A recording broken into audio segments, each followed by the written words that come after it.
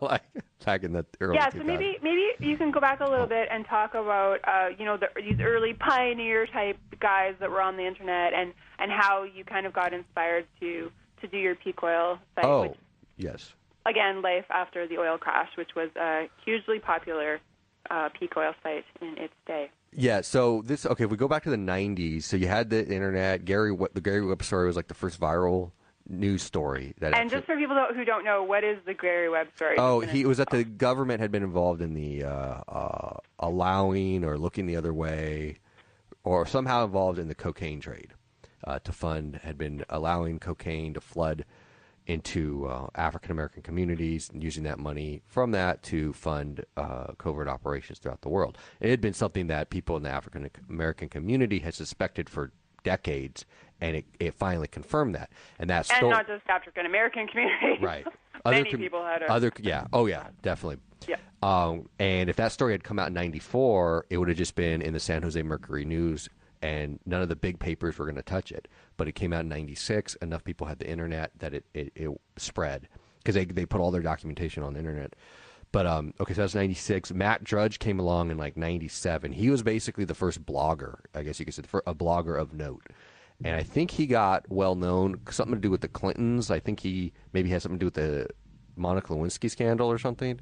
Got posted to his site. I don't remember the specifics, but he, kind of he's on the conservative side of things, so I don't necessarily agree with his politics. But it was a pretty it was a pretty mind blowing thing back then because the idea that just some 27-year-old he was like living in a crappy 1-bedroom apartment could make that big of an impact was totally caught the establishment off guard. Okay, so this was the first generation. It was like people like Matt Drudge, Mike Rupert even came along. I think like '97, '98. Folks like And that. can you tell the people who Mike Rupert is? Oh, As he well? was a LAPD. He had been in the LAPD as a narcotics investigator and had figured out that the CIA was involved in the narcotics trade. And he confronted. He got on C-SPAN when the director of the CIA came down to tell everybody, "Oh no, no, no, everything's okay." And he showed up and confronted him, and he had all these documents, and it was just like mind blowing. So then he started a newsletter called From the Wilderness, and that started like in '97, '98. And then this is around, and so I caught on to it somewhere maybe a couple years later.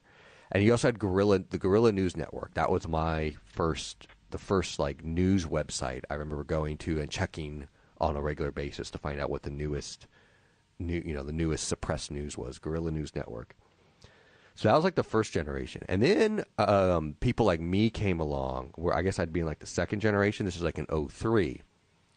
So I had been reading about. I think I had probably originally read about it on Guerrilla News or on Mike Rupert's site because they'd both been covering this issue called Peak Oil, but it didn't really seem to be getting the traction that I thought it deserved. And also the war in Iraq had just started, so that was a big thing back then in '03. People in America couldn't figure out why are Bush and Cheney so hell bent on going to war? Something didn't add up. It just seemed like they were like totally crazy. So people who had been following this issue called peak oil all knew what was really going on. It's like, well, the world's oil production it's not that we're running out, but it's reaching a zenith.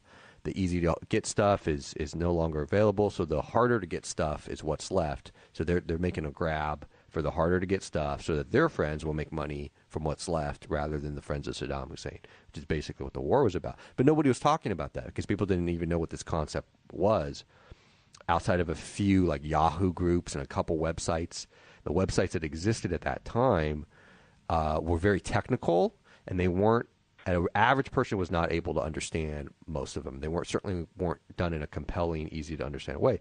So I put up a site explaining why I thought we were in Iraq, and it was because of peak oil. And I did what an attorney does because I just finished law school at this point, which is I made it like easy to understand for the average person. And the site went viral, and it basically kept going viral, and it became a full-time job. One thing I want to mention is I had an experience that I wish everybody could have it, or maybe put on VR goggles and have it or something, which was you have a site, you're just like an average person, and your site all of a sudden goes viral. It was like I remember I came back from a job interview, and the site had gotten 100,000 visitors 2 days in a row in like February, Wow. yeah, February of '04. And I was like totally, I remember sitting there I guess it was kind of like a life-changing experience.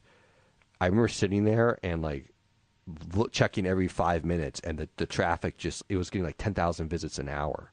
I mean, it was unbelievable. This is back in let's see, February 03 or 04. So Pluto and Sag. So it ran wild. But where was I going with that? Oh, so the second generation people like myself, this has also coincided with Google and Amazon. So Google, all of a sudden, you can make some money from putting Google ads on your site, and also Amazon ads for like books on Amazon. So what I had done is I made it. We were still coming out of the flashing banner ad phase of the internet, which was just like yeah, exactly. What I did that was a little different is I made them aesthetic. So I put a lot of time into making the ads look nice. I had all the books and solar stuff and all the stuff lined up so they didn't intrude on the reading experience. But the people would the ads would people would notice them, but without having them intrude on their experience of the site.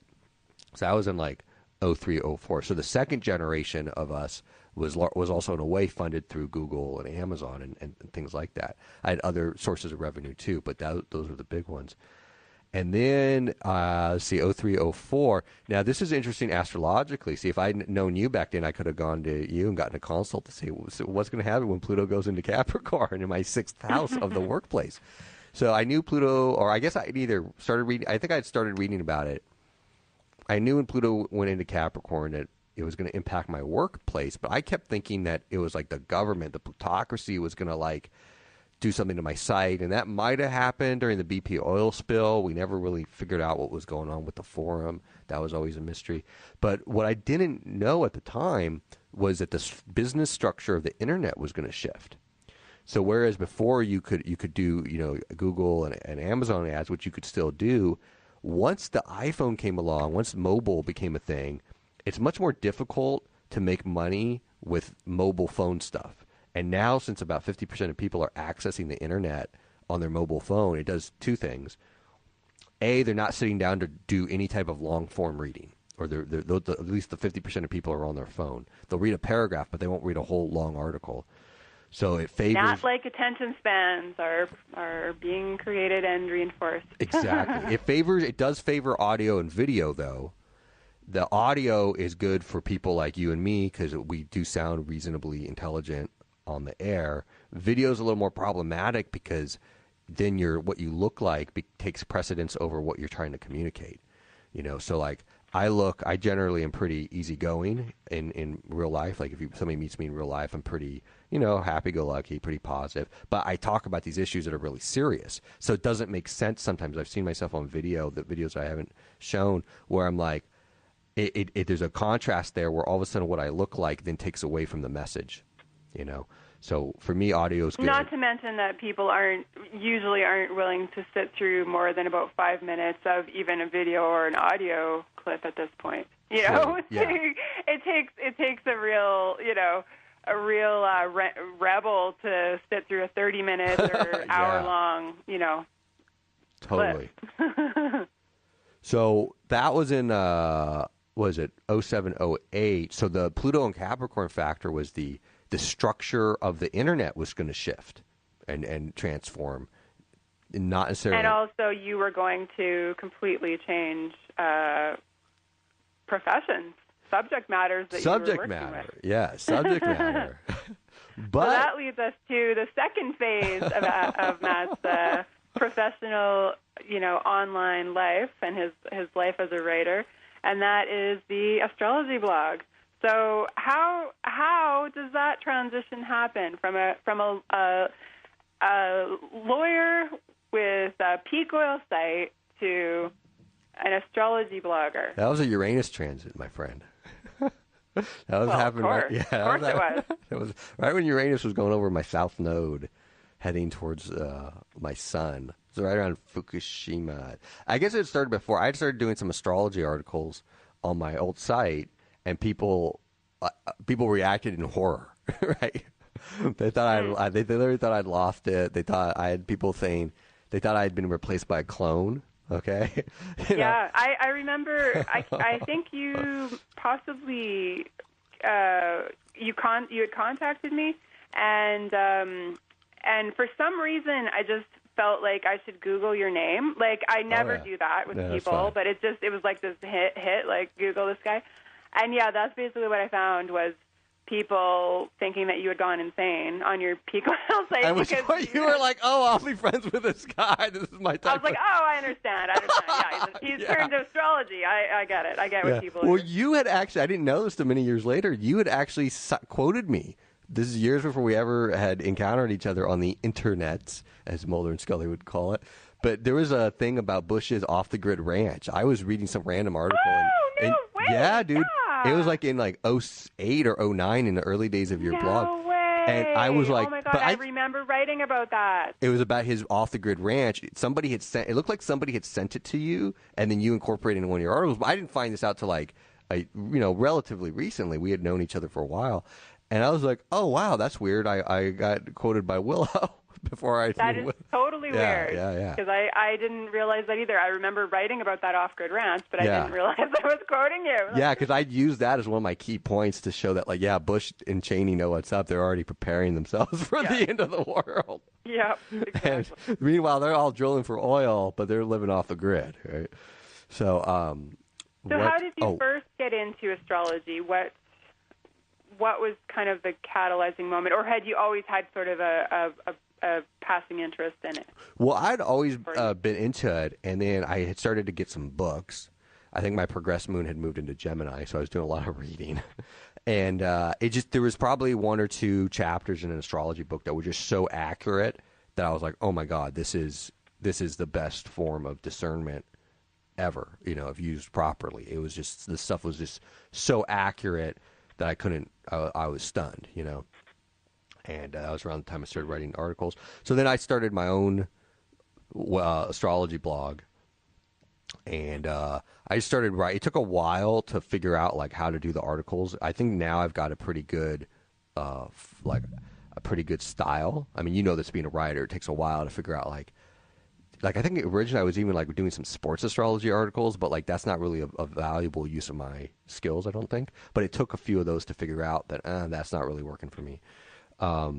So that's in like 2011, 2012. And then, so I was just posting those articles, getting some consults. And then Ed Snowden happened. Okay. So the astrologer I go to, I had asked her, I was like, well, what do you think I should do? Just keep posting articles or what? And she's like, why don't you send that NSA piece or one of your black budget pieces into TMA, Mountain Astrologer? And I said, well, okay, you pick out the day and time. If you're willing to do that, I'll put it, I will send it. This is Linda Rose in Berkeley, California. And I said, okay, you pick out a time and day. So she did.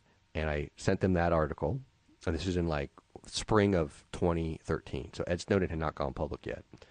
And then he goes public June, right as TMA is considering the article for publication. Okay. So anyways, long story short, that becomes a cover article in TMA, which in our world's kind of a big deal, I guess. Not to be like Venus and Leo about it, I'm kind of a big deal about it. Well, to some people it is. Right. Within the world of professional astrologers, of the many professional astrologers. What I'm saying is not necessarily to anarchist astro reporters. Right, right. The article itself, whose stuff would not be considered tame enough for the Mountain Astrologer. Right.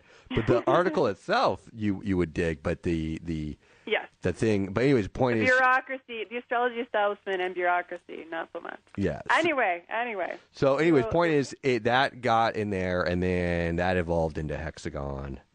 And then, it evolved into Hexagon because the Mountain Astrologer rejected one of your additional articles because they did not want to publish it. And Matt got angry. No, let's not talk about that. Hold on here. Oh no! Well, let's just lay it out there. Well, and then I felt that it was time for new voice in the astrology world, which I think not everybody, but people can agree on. You can't have a one newspaper town. You want to have multiple newspaper town. And fortunately, I knew you, okay? I knew you, and you had this huge archive of articles. So I was like, okay, if we go with one of my black budget articles, that's a really interesting, fascinating thing. If we can get one of Willow's articles, right there alone, we've got two main event articles. So I was actually thinking about it in terms of like old school WWF that always have like two main events, right? You know, I thought we need at least two. So that was my initial thing. If we have two main event articles, like heavy hitter, big time articles, then we can then flesh that out with the other articles. And then as long as I can be the female equivalent of Randy Savage. Well, I don't know. Yeah. Wait, I want to be the male. I want to be the astrological. I want to be Randy Savage. Oh, shoot. Okay, we're going to have an arm wrestle over that one. We'll have to figure that one out. I would like to be Ultimate Warrior, but he turned out to be like a conservative weirdo. I don't know who else I'd want to be other than Randy Savage. I think we all want to be Randy Yeah, for Savage. some reason as a kid, I was really fixated on him and Miss Elizabeth. Oh, that yeah. was my main. But, I mean, I loved them all. I loved Andre and Hulk and, you know... even Roddy. Oh yeah, Roddy Piper. You might be a little Piper. more Steve Austin though. I think you got a little more Steve Austin. You know. He was kind of later. Yeah, he was like Yeah. WWE. So. Yeah. Anyway, we're gonna get off this wrestling but topic. the point of my thinking was we'll have two main event articles. I said obviously I've got I can do one of my black budget articles. We'll do something like with one of Willow's articles. But you had this archive that made it easy. I would just go read through your archive and think like, what would make a good feature, and you know.